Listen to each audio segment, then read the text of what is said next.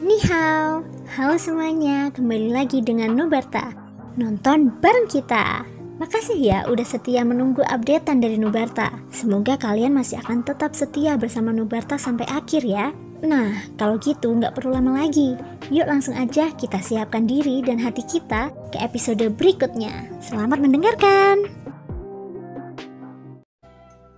Di pihak Qin Yun, dia tertawa pelan dalam hatinya saat melihat asosiasi Master Formasi dan aliansi alkemi saling bermusuhan. Hahaha, ayo bertarung dengan sengit. Jika mereka semua mati, itu akan menyelamatkan kita dari masalah. Hahaha, ucap Qin Yun. Tuan muda, apakah kita masih perlu berpartisipasi sekarang? Di samping Qin Yun, ada Yan He dan dua orang lainnya. Mereka bertiga dengan bijaksana mundur ketika melihat situasi di arena. Berpartisipasilah. Tentu saja kami akan berpartisipasi. Namun, sekarang bukan saatnya. Jika burung sandpiper dan kerang berkelahi, nelayan diuntungkan. Karena mereka ingin berkelahi sekarang, biarkan saja mereka berkelahi. Biarkan mereka bertarung sepuasnya. Akan lebih baik jika kedua belah pihak terluka parah. Dengan begitu, kita bisa mendapatkan keuntungan. Bukankah itu hebat? Wajah Qin Yun menampakkan senyum ganas. Ketiga orang di sampingnya juga tertawa canggung. Setelah itu, mereka mengalihkan pandangan mereka ke arah medan perang secara serempak. Handong, meskipun kamu adalah seorang alkemis tingkat 5, pada dasarnya kamu hanyalah seorang doi di bintang 7. Apakah menurutmu mungkin bagimu untuk menghadapi kami bertiga sendirian? Selain itu, kami memiliki para master formasi di belakang kami. Kamu ditakdirkan untuk tidak memiliki kesempatan memenangkan pertempuran ini. Fan Ziyuan tersenyum dingin sambil menatap Handong yang ada di depannya. Kakak, mengapa kau perlu berbicara omong kosong dengan mereka? Mereka telah melakukan pelanggaran berat dengan menghancurkan formasi pelindung kota Jineo kita. Tidak apa-apa jika Handong ini memiliki identitas khusus. Namun, Shoyan yang ada di belakangnya harus mati di sini hari ini. Woli menatap Shoyan dengan ekspresi membunuh. Jika kau ingin menyentuhnya, kau harus melewatiku terlebih dahulu. Handong melangkah maju, aura yang kuat segera keluar. Kekuatan spiritual yang tak terlihat dilepaskan dari antara alisnya dan menutupi seluruh medan perang. Menyerang! Fan Ziyuan menjerit dingin. Ketiga sosok manusia itu segera menyerbu ke depan.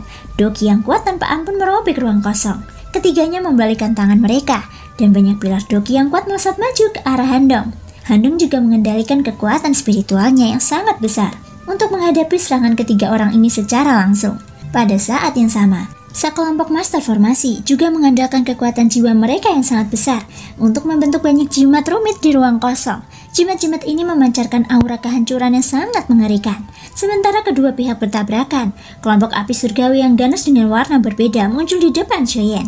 Qin Yun yang berada di luar lingkaran pertempuran segera menyadari keberadaan Shoyan saat beberapa kelompok api itu muncul. Itu, bagaimana bisa ada begitu banyak api surgawi di tubuh orang ini? Otot-otot di sudut mata Qin Yun tak dapat menahan diri untuk tidak berkedut hebat. Hatinya merasakan keterkejutan karena hal ini. Namun, ia segera menyadari bahwa selain api pembeku tulang, sisa api itu hanyalah beberapa api benih. Jadi itu hanya api benih ya? Baru setelah menyadari hal ini, hati Qin Yun menjadi tenang. Karena dia memiliki atribut es, dia akan merasa jijik dengan api jenis apapun. Ini terutama berlaku untuk api surgawi. Dapat dikatakan bahwa dia takut padanya. Sebagai Raja Api, penekanan atribut es oleh api surgawi adalah mutlak. Sampai saat ini, satu-satunya harta alam yang diketahui Qin Yun yang dapat menekan api surgawi adalah cairan dingin roh es. Pada saat ini, mata hitam pekat Shoyan menatap kelompok api di depannya. Tanpa ragu, dia mengangkat kedua tangannya dan dengan keras menampar api di depannya. Seluruh gumpalan api bergetar hebat di antara tangan Shoyan, seolah-olah ingin melepaskan diri dari kendali Shoyan. Api yang mengamuk itu terus berjuang. Namun, mengenai hal ini, hati Shoyan sangat tenang. Dia adalah pencipta Angry Buddha Lotus Flame. Tidak ada yang lebih mengenal karakteristik Angry Buddha Lotus Flame daripada dia. Dengan sebuah pikiran, sejumlah besar kekuatan spiritual segera melonjak keluar dan mengalir ke dalam gugusan api yang cemerlang di antara kedua tangannya. Gugusan api itu menjadi tenang. Beberapa gugusan api di dalamnya juga dengan cepat bergabung bersama pada saat ini.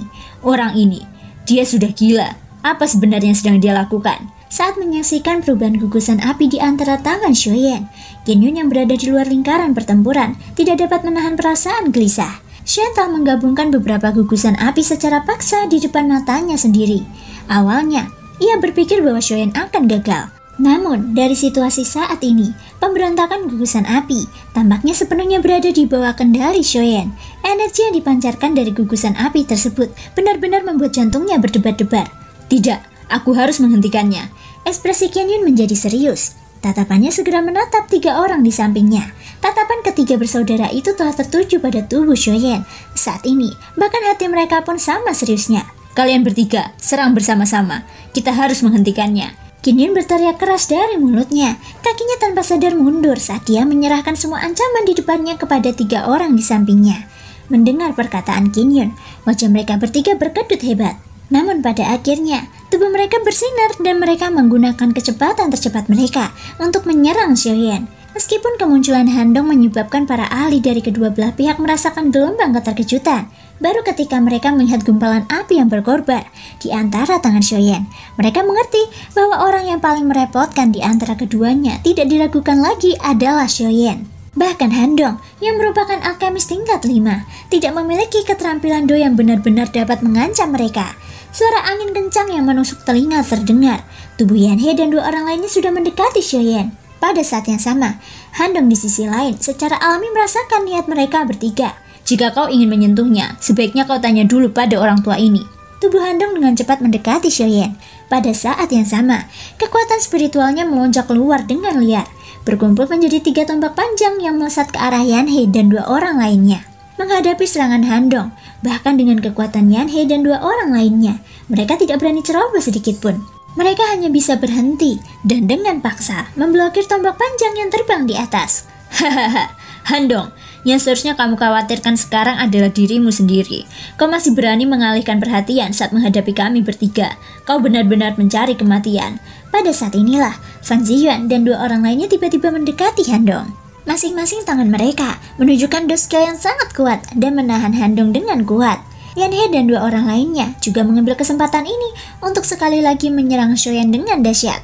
Bajingan, kau mencari kematian. Melihat mereka bertiga sekali lagi menyerang Shoyan, mulut Handong mengeluarkan teriakan. Hatinya dipenuhi dengan niat membunuh saat dia sekali lagi menggerakkan tubuhnya dalam upaya untuk menghalangi mereka bertiga. Namun, dia tidak berdaya karena Fan Ziyuan dan 2 orang lainnya di depannya juga menggunakan teknik do mereka untuk menghalanginya. Pada saat ini, Yanhe dan 2 orang lainnya telah tiba di depan Shoyan. Wajah mereka menampakkan ekspresi garang saat masing-masing dari mereka menunjukkan keterampilan do mereka dan hendak mendarat di tubuh Shoyan. Namun, pada saat inilah, Shoyan yang awalnya benar-benar fokus untuk mengumpulkan teratai api di tangannya, tiba-tiba mengangkat kepalanya. Ekspresinya dingin saat menyapu ketiga orang di depannya. Pada saat yang sama, langkah kakinya berubah dan langkah pemusnah langit ditampilkan. Baru saat itulah dia menghindari serangan mereka bertiga. Meskipun demikian, Yanhe dan 2 orang lainnya seperti belatung di tulang saat mereka tanpa henti mengejarnya. Jarak antara keduanya juga semakin mengecil, di bawah pengejaran berulang-ulang dari 3 do di bintang 9. Meskipun Handong berniat membantu Shoyan, dia tidak berdaya karena 3 orang di depannya menahannya dengan kuat. Terlepas dari metode apapun yang dia gunakan, dia tidak dapat melepaskan diri. Di sisi lain, hati Shoyan saat ini jauh lebih tenang. Api di antara kedua tangan Shoyan telah berubah sepenuhnya menjadi bunga teratai api yang indah. Di dalamnya, hanya benang energi terakhir yang tersisa untuk menyatu dengan sempurna. Setelah itu, api teratai Buddha merah dapat dianggap telah berhasil diaglomerasi. Namun, pada saat inilah, sosok Qianyun diam-diam telah muncul di belakang Shoyan yang dikelilingi oleh Yanhe dan 2 orang lainnya. Shoyan, matilah! Senyum ganas muncul di wajah tua Yanhe. Tubuhnya melesat maju sambil mengacungkan pedang pendek di tangannya dan menebas leher Shoyan. Ketika pedang itu dengan cepat mendekati tenggorokannya, Shoyan memiringkan kepalanya sedikit dan menghindarinya dengan cara berbahaya. Tak lama kemudian, pedang pendek lainnya datang menebas dari sisi kiri. Kali ini, pedang pendek itu menempel dekat dengan sisik pelindung di permukaan tubuh Shoyan dan berayun melewatinya. Sepertinya kamu tidak memiliki kemampuan untuk membunuhku. Setelah menghindari 2 serangan Yanhe, Shoyan berkata dengan nada acuh tak acuh. Hehehe, ya, aku tidak bisa membunuhmu, tapi seseorang bisa. Ucap Yanhe, niat membunuh yang sangat dingin, tiba-tiba mendekati Shoyan dari belakang. Mata Shoyan tampak acuh tak acuh saat dia memandang orang di belakangnya dari sudut matanya. Itu adalah Qianyun. Pada saat ini, Ada belati tajam yang terbentuk dari es dingin di tangan Kinhyun. Bila es yang tajam itu diarahkan ke jantung Shoyen. Hahaha, matilah. Selama kamu mati, semua yang terjadi hari ini akan berakhir. Teriakan Kinhyun terdengar seolah-olah nyawa Shoyen sudah berada dalam genggamannya. Akan tetapi, tepat saat belati di tangan hendak menembus punggung Shoyen, sebuah tangan berwarna ungu emas tiba-tiba mencengkeram belati itu. Kinhyun merasakan belati di tangannya bergetar hebat. Dia tidak punya pilihan selain melepaskan cengkeramannya. Dia melihat dengan jelas bahwa saat tangannya melepaskan cengkeramannya, belati es di tangannya telah berubah sepenuhnya menjadi tumpukan pecahan es. Pupil mata Kinhyun tiba-tiba menyusut saat melihat pemandangan ini. Ia tidak pernah menyangka bahwa Shoyen benar-benar memiliki seorang ahli di sisinya. Sosok ungu emas tiba-tiba muncul di belakang Shoyen. Sosok yang tinggi dan kokoh itu seperti menara logam. Tubuhnya setengah lebih tinggi dari Kinhyun. Kalau dilihat-lihat, siapa lagi kalau bukan Raja Utara? Setelah Raja Utara muncul, tangannya terkepal dan membawa kekuatan yang sangat kuat saat menghantam dada Kinhyun. Sialan, aku benar-benar lupa kalau ada hal seperti itu. Kinhyun sangat terkejut saat mengenali Raja Utara di depannya. Dia buru-buru mengendalikan dukinya untuk membentuk perisai energi di depannya. Pukulan Raja Utara mendarat di perisai tersebut. Mata Kinhyun terfokus. Dia bisa merasakan bahwa energi yang terkumpul di depannya dengan cepat menyebar. Garis retakan tiba-tiba menyebar dan perisai itu benar-benar meledak dengan keras. Detik berikutnya, tinju logam yang tak terbendung itu menerobos masuk. Kinhyun hanya merasa bahwa tubuhnya tampak telah menerima pukulan berat. Sosoknya menembak ke belakang dengan cara tak terkendali hingga menghantam kota di bawahnya dan menghancurkan sejumlah besar bangunan. Di langit, Shoyen perlahan berbalik. Ia tersenyum tipis saat melihat Kinhyun yang setengah menopang dirinya di reruntuhan di bawah. Mungkinkah kau sudah menemukanku sejak lama? Mata Kinhyun sekali lagi terfokus saat dia berbicara dengan suara yang dalam. Kau telah meremehkan kekuatan spiritual seorang alkemis tingkat 3. Kekuatan spiritualku memenuhi setiap sudut medan perang ini. Kecuali kecepatan atau kekuatan spiritualmu jauh melampaui milikku. Mustahil bagimu untuk muncul di belakangku saat aku tidak siap. Jawab Shoyen sambil tersenyum dingin. Setelah itu, dia mengalihkan pandangannya. Pada saat yang sama, dia perlahan mengangkat tangan kanannya. Teratai api yang menyilaukan perlahan melayang di atas telapak tangannya. Itu adalah teratai api Buddha marah. Setelah teratai api berputar, ruang kosong di sekitarnya terkoyak dan membentuk banyak garis retakan yang jelas. Garis retakan semacam ini hanya dapat tercipta ketika teknik do di tangan para dodi ini dilepaskan sepenuhnya. Hati Kinhyun tiba-tiba hancur saat melihat bunga teratai api. Aura penghancur yang mengerikan yang terpancar dari bunga teratai itu bahkan membuatnya merasa takut yang mendalam. Dia tidak menyangka bahwa Shoyen masih mampu menyelesaikan penggumpalan teratai api. Kinhyun tidak meragukan bahwa energi yang terkandung dalam teratai api yang indah ini, yang tampak seperti sebuah karya seni, pasti sangat mengerikan. Bahkan di antara orang-orang yang hadir, kemungkinan tidak banyak yang dapat menghalanginya. Kinhyun tidak menyangka bahwa rencana yang telah dia rancang akhirnya akan hancur oleh Shoyen. Pada akhirnya, Shoyen tetap tidak mati. Ini adalah masalah yang cukup besar baginya. Di sisi lain, setelah Handong merasakan situasi Shoyen, ia juga dengan paksa memaksa 3 orang di depannya untuk mundur. Kali ini, mereka tidak terus terjerat. Sebaliknya, mereka melemparkan tatapan serius ke arah Shoyen. Ketika mereka melihat teratai api yang berkilauan yang tergantung di tangan Shoyen, ekspresi mereka bertiga langsung menjadi serius. Handong dengan cepat datang ke sisi Shoyen. Saat dia melihat teratai api yang tergantung di tangan Shoyen, bahkan dengan kondisi mentalnya, keterkejutan tanpa sadar muncul di sepasang matanya yang tua. Sulit untuk membayangkan bahwa pemuda berjubah hitam yang tampak muda di hadapannya benar-benar mampu menciptakan skill do yang begitu menakutkan. Semuanya, cepat siapkan formasi. Keluarkan semua cakram formasi kalian. Fan Ziyuan langsung mengeluarkan perintah.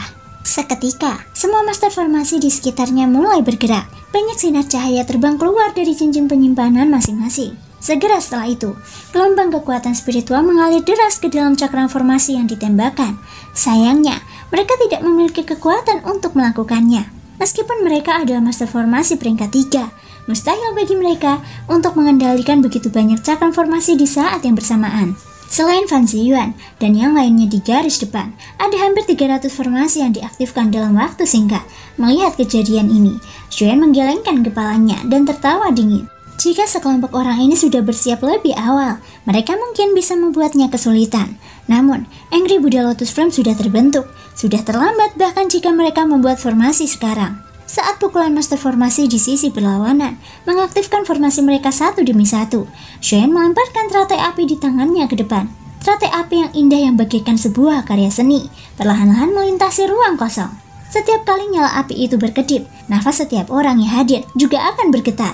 Kemanapun teratai api itu lewat, ruang kosong itu akan runtuh dan menjadi kegelapan yang tak berujung. Semua bangunan di kota di bawahnya juga ikut terdampak. Sial, teknik do macam apa ini? Hati Fan Ziyuan sangat gelisah. Ancaman yang dibawa oleh teratai api ini kepadanya jauh melampaui tekanan seorang ahli dengan level yang sama. Dia benar-benar tidak membayangkan bahwa kekuatan penghancur semacam ini adalah sesuatu yang dapat dicapai oleh Do di bintang 5. Sudah terlambat, serang dan hentikan benda sialan ini. Di tanah, Kinyin berteriak, hatinya dipenuhi rasa takut. Dia tidak ingin mati konyol di tempat ini. Shen di langit tertawa dingin. Dia meraih Handong di sampingnya dan dengan cepat terbang menuju formasi tingkat 4 yang menutupi seluruh kota Jinyao. Begitu dia berbalik, kata sederhana dan dingin terucap dari mulut Shen. Meledak. Badai energi yang menakutkan tiba-tiba melanda kota Jinyao saat kata-kata ini diucapkan Shoyan. Ledakan dahsyat itu bergema di benak setiap orang di kota. Gelombang suara itu berubah menjadi badai dan langsung menghancurkan formasi yang belum sepenuhnya dipadatkan oleh para master formasi. Dalam sekejap mata, semua orang yang ada di dekatnya merasakan berbagai tingkatan rasa sakit. Rasa sakit yang hebat karena jiwa mereka terkoyak terus-menerus terpancar. Gendang telinga mereka pecah dan darah mengalir keluar. Bahkan Dodi pun merasakan sakit yang amat sangat di bawah gelombang suara itu. Badai yang terbentuk dari suara ledakan menghantam formasi yang menyelimuti seluruh kota Jinyao. Dalam sekejap, seluruh kota Jinyao bergetar hebat dan semua bangunan di kota hancur. Tak terhitung banyaknya bandi yang terbunuh atau terluka. Saat gelombang suara menghilang, badai api yang lebih mengerikan tiba-tiba melanda kota. Suhu tinggi yang mengerikan yang ingin membakar segalanya melanda setiap sudut kota. Di bawah suhu tinggi yang mengerikan ini, tumbuhan langsung berubah menjadi ketiadaan. Segala sesuatu di kota mencair pada kecepatan yang terlihat oleh mata telanjang. Sialan, kekuatan ini sangat mengerikan. Semuanya, jika kalian tidak ingin mati, serang bersamaku dan hancurkan benda sialan ini. Fan Ziyuan berteriak keras. Bagaimanapun, dia adalah ketua asosiasi master formasi, dan kota Jinyao adalah markas besarnya. Cara Fan Ziyuan untuk mengumpulkan semua kekuatan tidak diragukan lagi sangat mengejutkan. Dengan teriakannya, semua orang di kota itu segera bersatu. Tentu saja, alasan sebenarnya di balik ini mungkin adalah teratai api yang saat ini tergantung di langit. Sekarang, kumpulkan dogi kalian dan serang teratai api itu. Ingat, jika kamu ingin hidup, yang terbaik adalah jangan menahan diri. Ekspresi Fan Ziyuan tampak serius. Matanya menatap tajam ke arah gelombang api yang menyebar dengan cepat. Dogi di tubuhnya mulai beredar liar saat ini. Sudah terlambat untuk membentuk formasi. Oleh karena itu, satu-satunya hal yang dapat digunakan untuk memblokir teratai api adalah teknik do yang kuat di tangan mereka. Fan Ziyuan membentuk segel dengan kedua tangannya, dan serangkaian segel misterius terbang keluar dari tangannya. Dogi yang kuat menyembur keluar dari tubuhnya. Itu mengembun menjadi telapak tangan emas di depannya. Saat telapak tangan emas itu terbentuk, ia terbang maju dengan aura agung dan menghantam keras ke arah teratai api. Pada saat yang sama, banyak teknik do dari seluruh kota juga melesat ke langit pada saat ini. Itu seperti berkumpulnya bintang-bintang. Orang-orang ini jelas hanya memiliki satu target, yaitu teratai api Buddha. Gelombang api yang dahsyat itu bertabrakan dengan berbagai teknik do. Sebuah ledakan yang mengguncang bumi tiba-tiba terdengar. Gelombang demi gelombang reak energi yang menakutkan segera menyapu langit. Dalam sekejap, selain sebagian teknik do yang dilepaskan oleh do di kelas tinggi, sebagian besar teknik do berubah menjadi abu oleh gelombang api. Setelah ratusan teknik do yang kuat hancur total, 10 teknik do lainnya merupakan yang terkuat yang tersisa. 10 teknik do yang tersisa dan lebih kuat juga tiba di depan teratai api setelah hancurnya gelombang api besar. Namun, ledakan dahsyat yang dibayangkan semua orang tidak terjadi. Sebaliknya, yang terjadi adalah keheningan yang mematikan di ruang hampa yang tak berujung itu. 10 teknik do mengelilingi teratai api yang indah di tengah. Teratai api itu masih berputar perlahan. Api pada kelopak teratai menari-nari seperti roh kecil yang masih aktif. Tak lama kemudian, 5 kelopak teratai api yang tersisa mulai berguguran satu persatu, dimulai dari lapisan terluar, lapisan demi lapisan. Kelopak-kelopak itu ditumpuk bersama-sama. Setelah itu, mereka menyatu dan memancarkan cahaya api yang menyilaukan. Apa itu? Mata Fan Ziyuan menatap tajam ke arah kumpulan cahaya api yang menyilaukan. Bahkan dengan penglihatannya, dia tidak menemukan apapun. Brengsek, apa sebenarnya benda ini? Cahaya yang menyilaukan itu semakin bersinar terang. Cahaya api menembus formasi yang menutupi seluruh kota Jinhao. Banyak garis retakan besar dengan cepat memenuhinya. Pada suatu saat, terdengar suara keras seperti kaca pecah. Seluruh dunia terdiam saat itu. Sesaat kemudian, badai energi dahsyat tiba-tiba melanda ke segala arah dengan teratai api sebagai pusatnya. Dalam sekejap mata, separuh kota Jinhao tertutup kegelapan. Badai energi itu terus menyebar selama 15 menit. Hanya dalam waktu singkat, banyak korban tewas di kota Jinhao yang sangat besar. Kota yang sangat besar itu telah berubah menjadi neraka. Bahkan di bawahnya ada ruang kosong tak berujung yang tidak dapat dilihat dasarnya. Badai yang melanda kota sangat menakutkan. Sekelompok besar orang juga berkumpul di luar kota karena hal ini. Namun, hanya sedikit orang di antara orang-orang ini yang mengetahui kebenaran masalah ini. Di puncak gunung di luar kota Jinhao, yang benar-benar jauh dari medan perang, seorang lelaki tua berjubah kuning sedang menyaksikan kejadian-kejadian yang terjadi di kota Jinhao. Sepasang matanya yang tua dan keruh juga dipenuhi dengan kesungguhan yang mendalam. Selain itu, ada keraguan. Terima kasih semua sudah mau mendengarkan dari awal sampai akhir. Sampai jumpa di episode berikutnya.